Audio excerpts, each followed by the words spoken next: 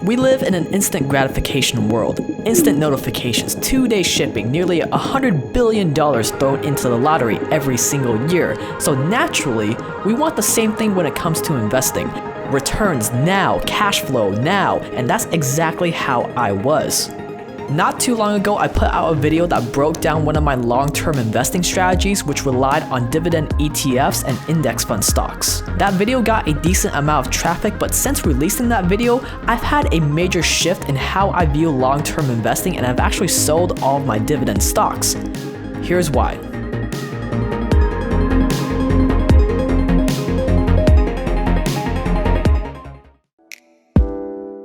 One of my ultimate goals in life is to have enough passive income, let's say 10K per month is a nice clean number, to where I wouldn't have to work if I didn't want to. Even though when I get there, I would probably still be working because I'm a workaholic. And one of the ways I plan on getting to that 10K per month number was through dividend ETFs that track the stock market. By the way, ETFs and index funds are a little bit different, but not by much, so in this video I'll be using the terms interchangeably. My reasoning was ETFs and index funds that track the market are a lot safer than buying individual stocks from like Apple or something. Compared to individual stocks, an ETF allows you to invest in hundreds if not thousands of stocks all at once just by buying into one single fund. Think of it like instead of putting all your eggs in one basket that could fail and break all your eggs at once, you could put all your eggs in its own individual basket. That way if one basket breaks, you only break one egg and you're still left with the rest of your eggs in all the other baskets. This means that these types of funds are super diversified and relatively safe to where you're able to push in money passively without having to analyze charts, read financial documents, catch up on the latest earnings reports as much as you would with individual stocks. And you can just sit back, be super lazy, and your money will grow and appreciate at the rate of the stock market without having to worry as much, as long as you keep your money in there for years at a time and not freak out and sell when the market has a downturn. And that is exactly what I want out of the stock market, to be as lazy as possible. This of course is all super simplified, but hopefully you get the picture.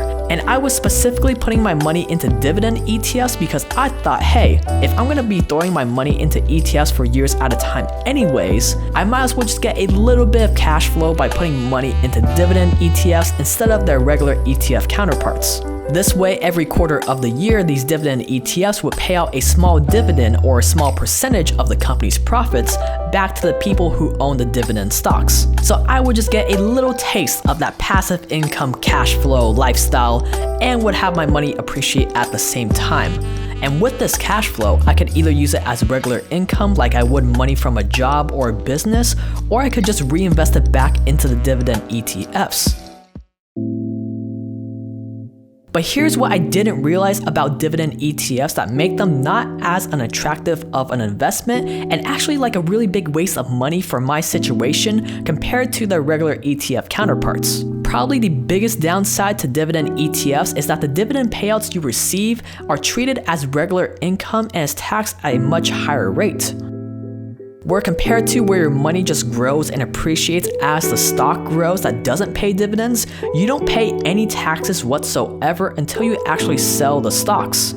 I hate the IR and the S. I hate them, man. So whatever dividends you receive, you have to pay taxes on it as if you got that money from working a job. Some dividends are taxed lower or not taxed at all, but most are taxed, which really sucks. And to illustrate just how crippling this extra tax is for you, here is an example. I'm going to try to keep this as simple and non-technical as possible. Let's say you put in $10,000 into a dividend index fund and another $10,000 into an equivalent index fund that doesn't pay dividends.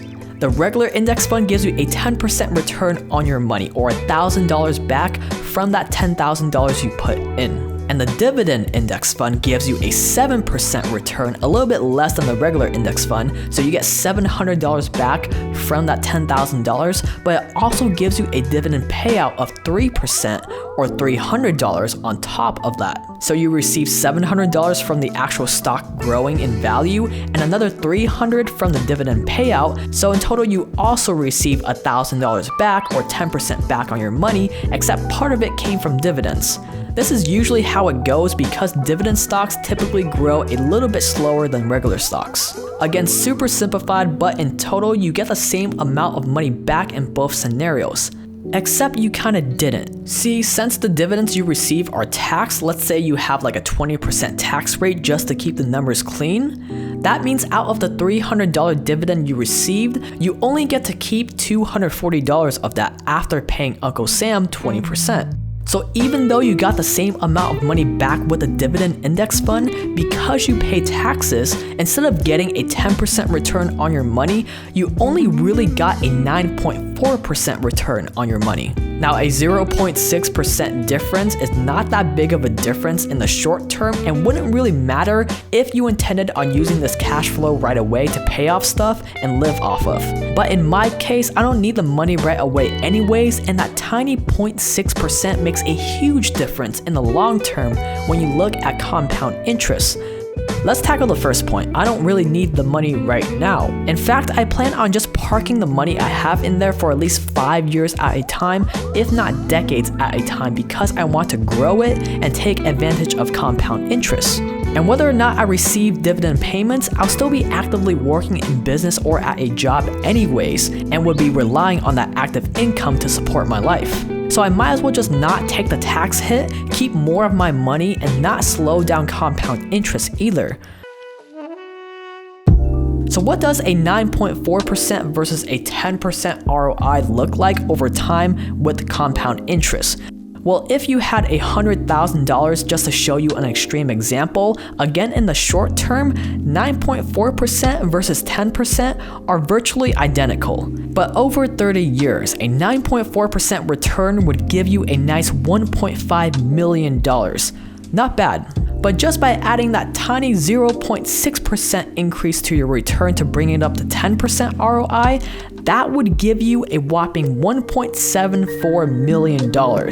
That's an extra $264,000 in your pocket. And just to put that into perspective, to make $264,000, you would have to work 5 years of your life full time, making the average salary of $56,000. I don't know about you, but getting an extra $260,000 for doing virtually the exact same thing, parking my money, just by giving up what in retrospect is just a tiny amount of money in dividends to save around 5 years of my life working at the average salary is well worth it for me. Especially since I would just reinvest those dividends into buying more shares anyways, which you still get taxed on if you reinvest your dividends, so I might as well just skip this whole process anyways and go for index funds that don't focus on dividends.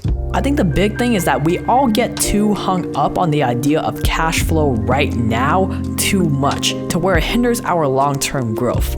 And since then, I switched over to the mindset of grow fast now, make the sacrifices now, and switch over to cash flow later, where my money has grown to a substantial amount to make that cash flow even worth my time. So what ETF stocks did I switch over to? Well, I'm following the exact same strategy as before, just with different funds, which is called a 3-fund portfolio. First off, my money goes into the Vanguard Total Stock Market ETF, or VTI for short.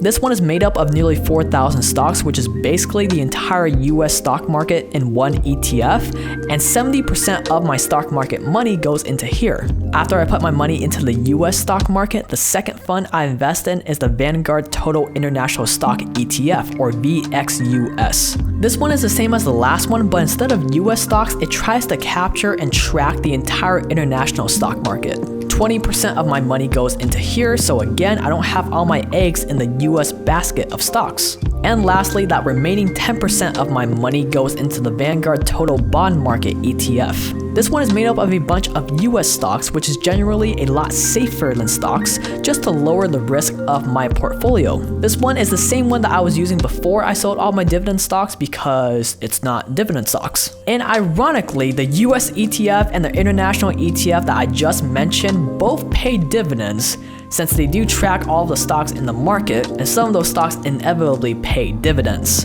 So in reality, I'm still taking a tax hit for the dividend payments it does pay, but these funds have way more stocks that don't pay dividends compared to the previous dividend funds that I had my money into. So it should give me a higher return overall at the end of the day.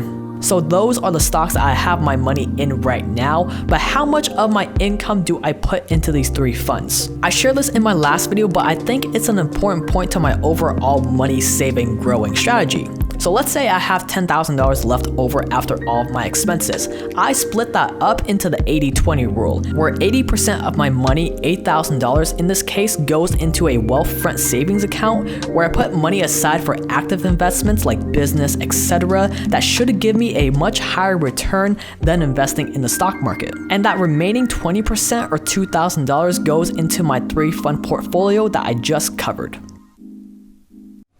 So thank you so much for watching to the very end, you guys, and if you enjoyed this style of video for the entrepreneur niche, please just smash that subscribe button and turn on the notification bell too so YouTube notifies you whenever I release new videos every single week. I've been really focusing on more of a quality versus quantity approach with this channel compared to other ones in this niche, so if that sounds compelling to you, you know what to do.